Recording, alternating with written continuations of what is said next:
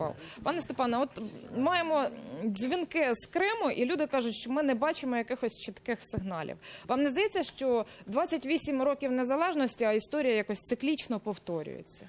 Ну, я хочу сказати, що зараз, так видно, плавно нинішня влада намагається дрейфувати від Криму. Це очевидно. І хотів би зачепити деякі стратегічні питання. Ви розумієте?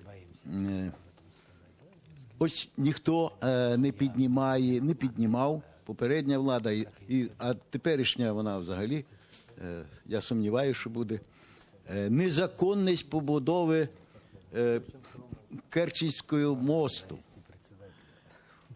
А це можна було давно оскаржувати в судах, якщо би був ліквідований договір між Росією і Україною 2003 року про те, що Азовське море є внутрішньою водоймою.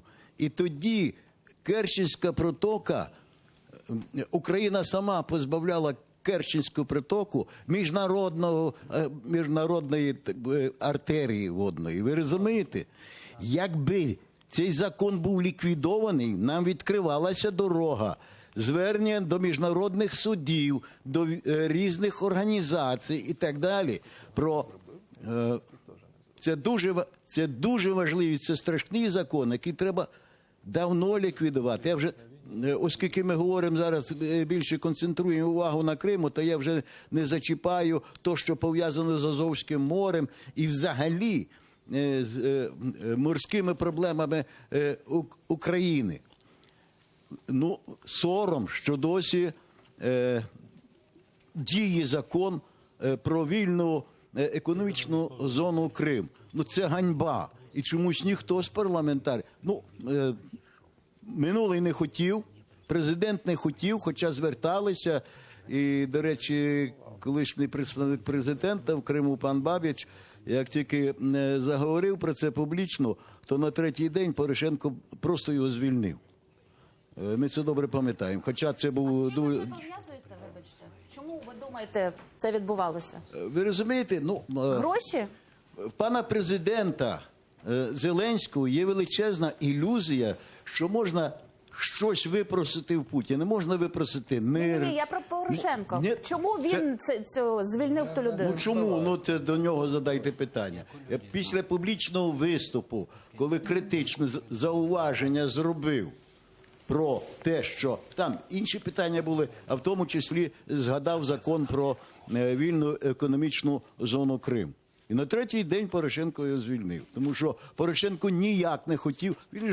Кожен президент має право законодавчої ініціативи і так далі. Ну, не буду тут деталі даватися.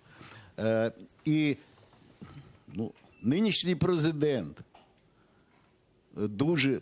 Я думаю, що це події навколо Криму, відсторонення кримських меджлісу, кримського татарського народу, переміщення з Херсону представництво до Києва, мовчання про... Ну, чому, наприклад, мала бути миттєва реакція, скажімо, стосовно пані Поклонської.